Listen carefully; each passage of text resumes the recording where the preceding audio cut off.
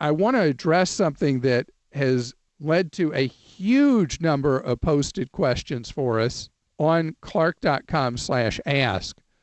In the third stimulus statute, there are very clear provisions on student loans. Now, I can tell you precisely what to expect.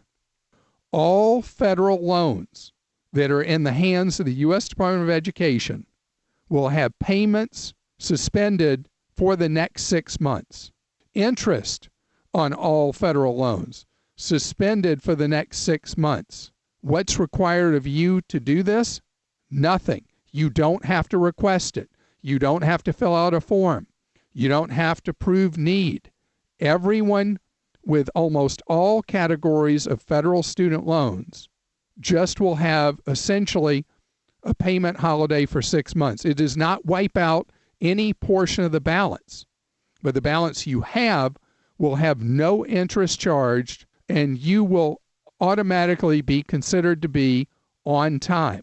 In a shocker, a provision was added that during those 6 months count as qualifying payments for student loan forgiveness programs. The one that most people are in, the public service loan forgiveness program for police officers, firefighters, teachers, other public service workers. If you register properly for the program, after 120 on-time payments, the remainder of your student loans are forgiven, and you got to jump through every hoop just right on that. Well, 6 of your 120 months are now out of the way. So when you start paying again October 1st, you will have continued, in theory, with these phantom payments to have covered 6 of those months. For people who are in default on student loans, there will be no wage garnishments, no money taken from Social Security checks, no tax refunds will be seized as of the signature of the president on the third stimulus package.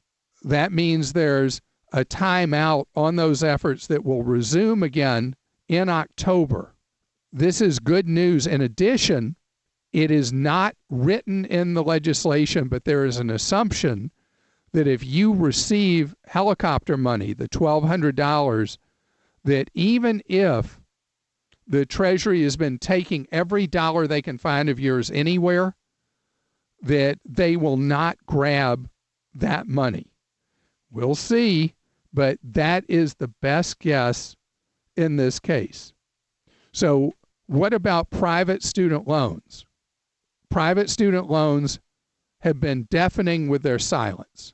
Private student loan lenders are just sending up puffs of smoke and no meaningful assistance for borrowers that I have seen, other than a little bit of anecdotal kind of stuff. But the private loan market works completely differently.